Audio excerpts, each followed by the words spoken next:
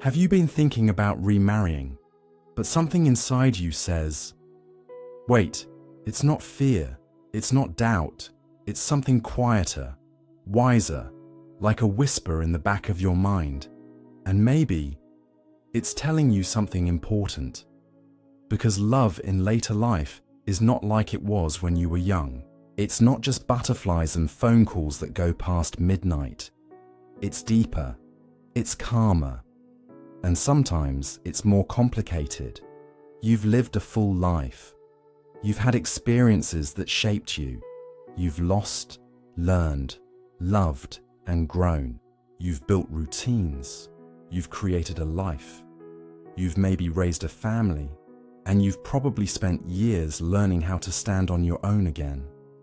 So now, when love shows up, it's not just about whether your heart says yes, it's about whether your whole life can shift again. Because remarriage at this age is not just about love, it's about merging what's already been built. And that's not easy. It's brave, but it requires clarity and care. In this video, we're going to talk about 5 truths. 5 things every person over 70 should know before getting remarried. These truths aren't meant to scare you. They're meant to guide you, to help you think through things that most people don't talk about, to give you peace of mind before you say yes, because no one wants to wake up one day and realize they didn't know what they were getting into. Let's start. Truth number 1. Legal and financial consequences. Few talk about, most people believe love is all you need. But when you're over 70, that's only part of the story. Because love doesn't pay taxes. Love doesn't protect your assets. Love doesn't rewrite your will for you. And love doesn't make sure your adult children understand what's about to change. Remarrying changes things. Legally, financially, permanently. Let's start with Social Security. Did you know that if you're receiving survivor benefits from a deceased spouse, you could lose those benefits if you remarry before the age of 60? But even after 60, remarriage can affect what you receive, and many people don't find out until it's too late. Next, let's talk about pensions, especially military or government pensions. Some of those benefits stop if you remarry. They were tied to your status as a widow or widower. Change your status, and the money can disappear. And it's not just your money, it's your children's inheritance too. Say you set up a will 10 years ago. You left everything to your kids. You even named them on your bank accounts. Then you get married again. Guess what? In most states, your new spouse now has legal rights to part of your estate, even if your will says otherwise. Unless you change your legal documents, your old plan won't matter, and that creates confusion and hurt, and sometimes even lawsuits. Let me tell you a real story. There was a man named Carl. He was 76. Widowed for almost 10 years. He met a wonderful woman named Joanne. They laughed, they danced, they talked about life over morning coffee. After 2 years together, they got married, quietly, without much paperwork, without an attorney, without updating anything. When Carl passed away 5 years later, his children were stunned. His pension, which had been going to his family for decades, was now going entirely to his new wife. The will he'd written with his late wife, no longer valid. His accounts hadn't been updated. His wishes weren't clear. And what followed? Months of confusion, arguments, pain. Not because Carl didn't love his kids, but because he didn't know how the rules had changed. It's not just pensions. Even your taxes change. As a single person, your tax bracket may be lower, but as a married couple, you might pay more.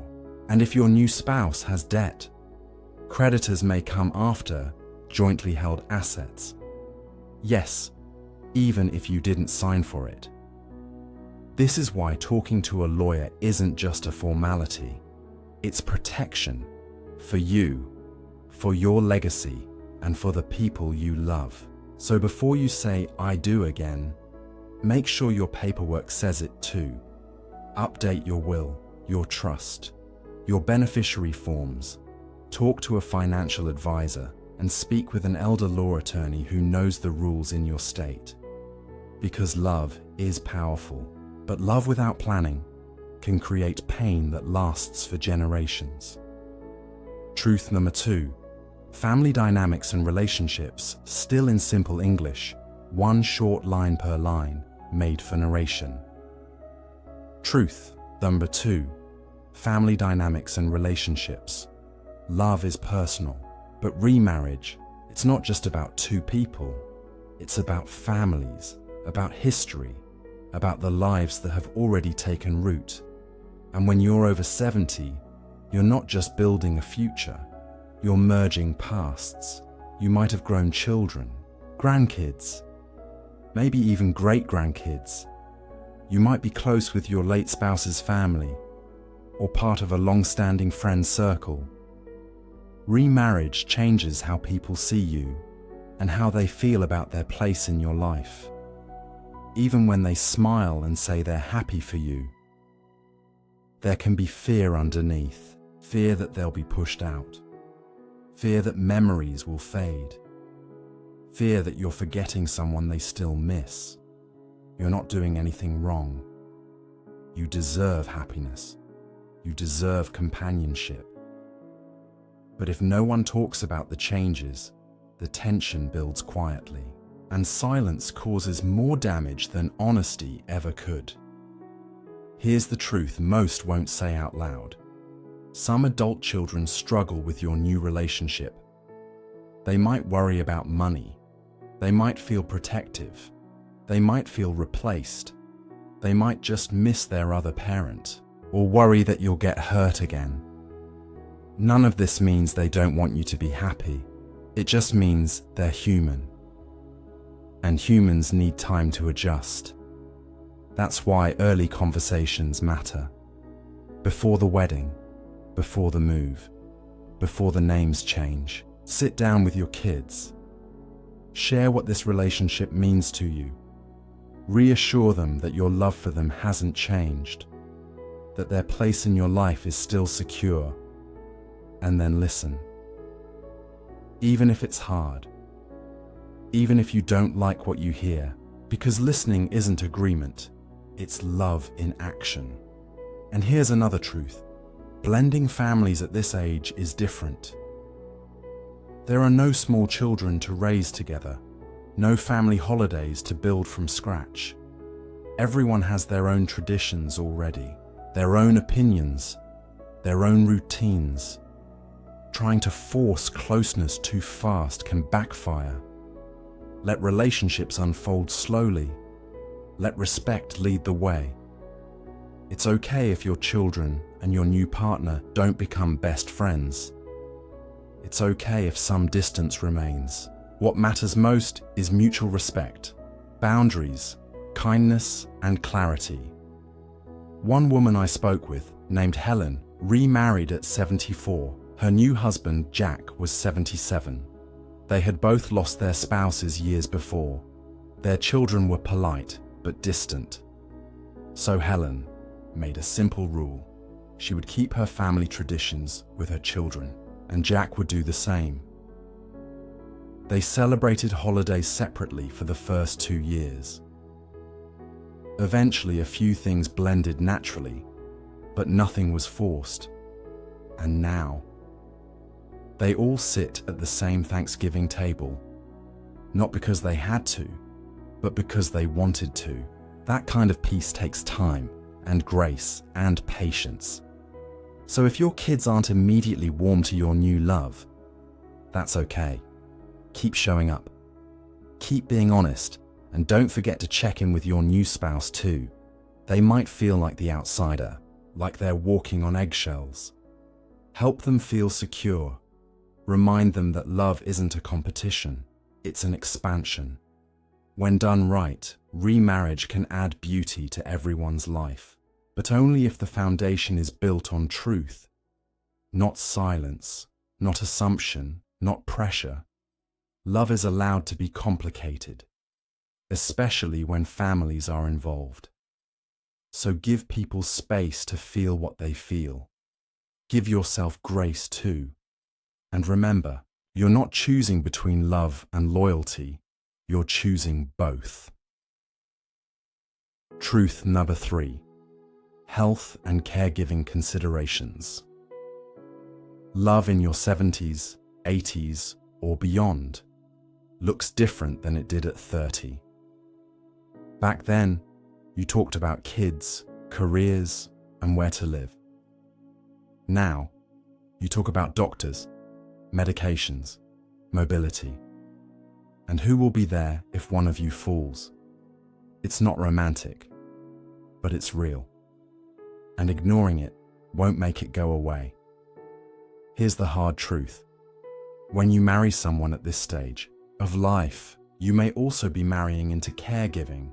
You might become the one giving the care, or the one needing it, or both. And if you don't talk about it now, you could face big stress later. What if your new partner has health issues you don't know about? What if they assume you'll be their full-time caregiver? What if you have your own health struggles to manage? These are questions that don't come up over candlelight dinners, but they need answers. Not because you don't love each other, but because love doesn't erase limits. It just asks us to face them together. Have you talked about long-term care? What happens if one of you needs assisted living? Will you move in together? Will you stay separate? Whose home will you live in? And what if one of you starts to decline mentally? Who gets to make decisions? Are your medical power of attorney documents updated? Do you have living wills in place? Do you each know each other's wishes if one of you can't speak? It might feel heavy now, but it's so much lighter than confusion later. One man I knew, named Raymond, married at 79. His wife Susan was 75. They were happy, but no one asked the big questions. When Susan had a stroke, everything changed. Raymond had no legal rights to help make decisions. He didn't even know where her insurance papers were. Her adult children stepped in. They weren't close to him. And suddenly, Raymond was on the outside. Not allowed in the room. Not part of the plan. It hurt. A lot. Not just emotionally, but logistically, and it all could have been avoided with one hard conversation. So what do? You talk before anything happens. You write things down. You make legal plans. You talk to an elder law attorney and a doctor. You look at insurance policies. You ask each other, what do you want if things go wrong? And then you prepare. Because loving someone in later life means being ready for the hard parts, not just the sweet moments. And when you prepare well, you protect the love you've found. You make it easier for both of you, for your families, for your future. One couple, Alice and Henry, created a care plan together. They kept their finances separate. They each had their own powers of attorney. They even listed backup caregivers from their families. It took a few months of planning, but once it was done, they said it gave them peace. They could finally relax. They weren't scared anymore. They had a plan, and that made all the difference. Love can last through anything, but it lasts longer with planning. So ask the hard questions now, while you're both. Well, because waiting until things get bad isn't love, it's crisis. Truth number 4, emotional readiness and personal identity. Remarrying later in life isn't just a legal or financial decision. It's an emotional one, and sometimes that's the hardest part to figure out. Are you ready? Truly ready, not just for love again, but for the kind of change it brings. Because love at this stage isn't about starting over. It's about joining lives that have already been lived. You've become your own person. You've grown through pain. You've gotten used to doing things your way. Maybe you've built a quiet routine. Maybe you've created a life that finally feels settled, and now someone new enters that world. And it's beautiful, but it's also disruptive. Are you ready to share space again, to compromise on daily choices, to let someone into your personal rhythm, to explain why you like your coffee made just so? These might sound like small things, but they add up, especially when you've been alone for a long time. And then there's grief. Have you fully grieved your last relationship, whether it ended in death or divorce? Have you really processed it, or are you looking for someone to fill the silence? There's no shame in missing someone. There's no shame in still loving someone who's gone. But love is not a replacement.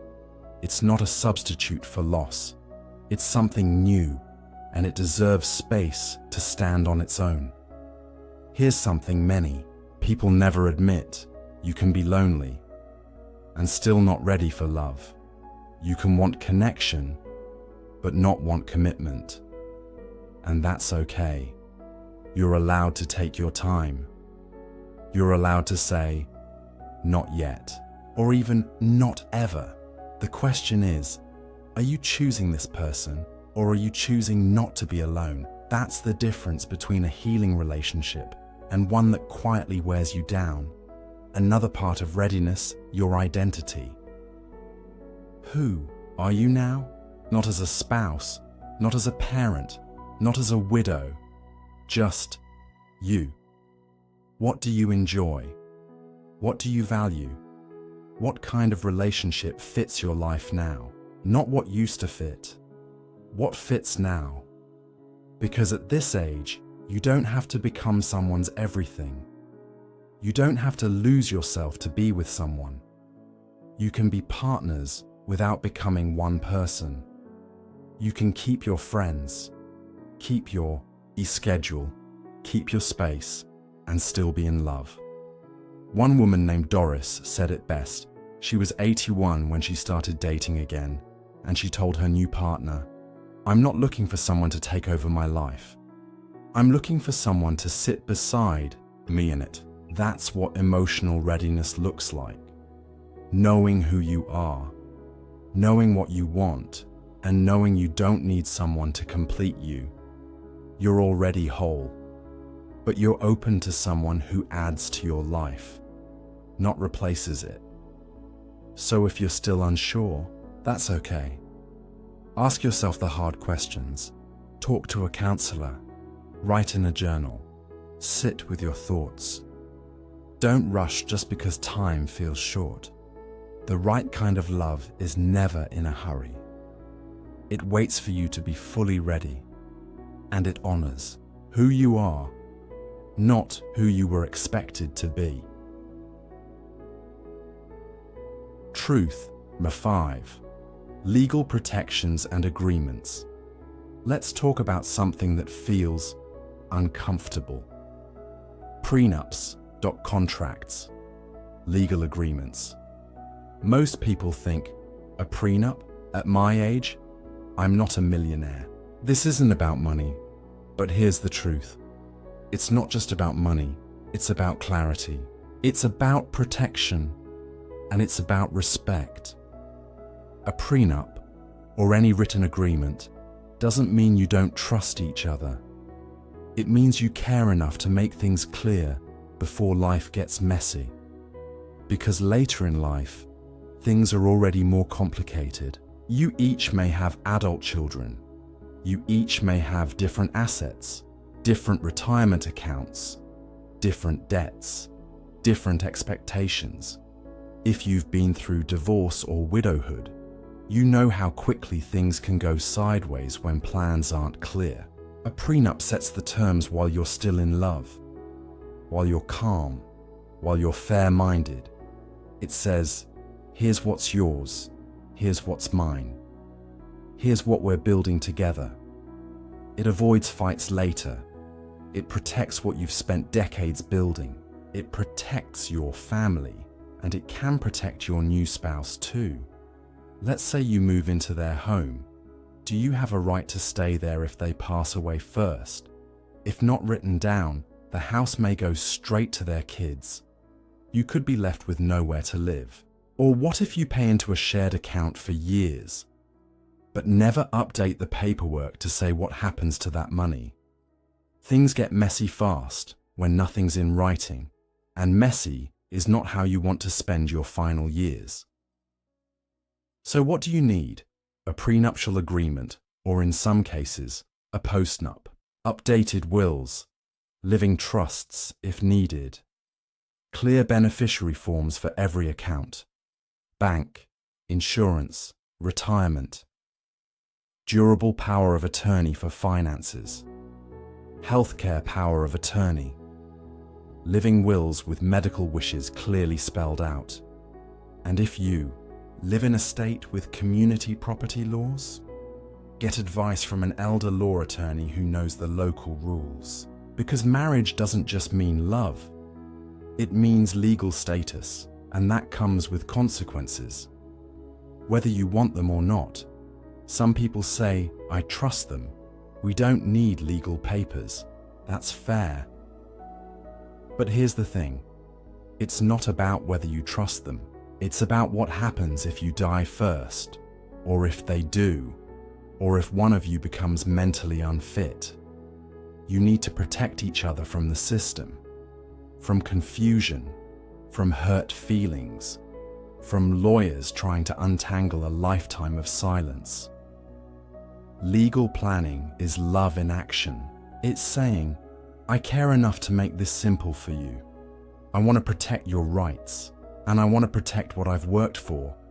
There's a reason so many elder care lawyers get phone calls from crying families. It's not usually about greed.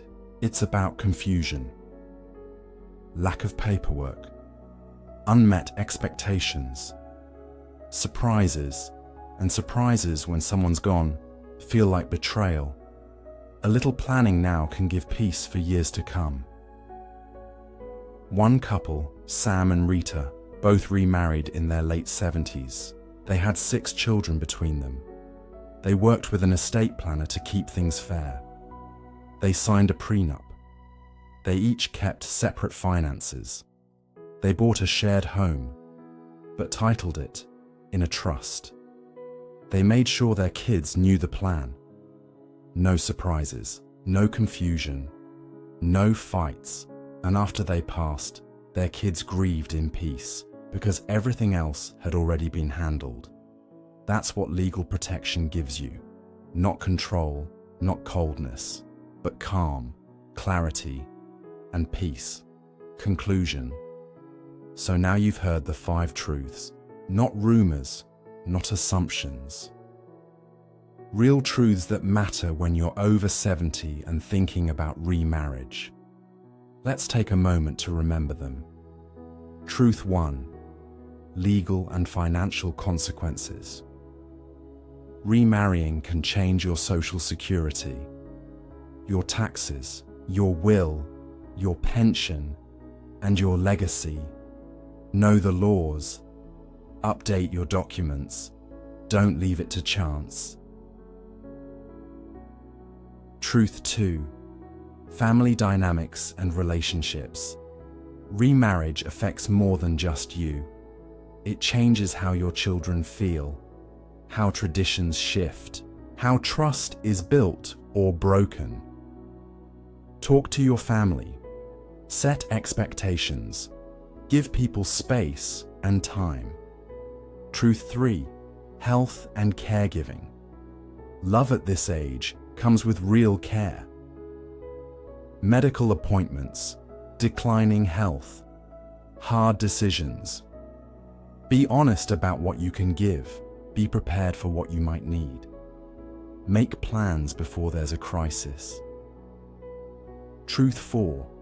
Emotional readiness and personal identity. Don't marry just because you're lonely. Don't say yes if you're still healing. Know who you are, what you want, and what you're not willing to give up. Love should expand your life, not erase it. Truth 5. Legal protections and agreements. Put it in writing, not because you don't trust each other, but because you care too much to leave it vague. A prenup, a will, powers of attorney, they aren't romance killers. They're love in legal form. Now take a breath. Let all that settle. You might feel a little overwhelmed. That's okay. Big truths often feel heavy at first, but they get lighter when you act on them. Remarriage later in life can be beautiful, comforting, deeply healing, but only if you go in with eyes open, with your heart full, but your mind clear. You're not building from scratch this time. You're merging lives already lived, and that takes wisdom, not just love. So take your time. Ask the hard questions. Make the tough calls, and if it's right, say yes. Not out of fear, not to fix something, but because love, when it's real and well prepared, can still be the best chapter yet. Even now, especially now. Thank you for watching. And whatever you decide, make sure it's true to you.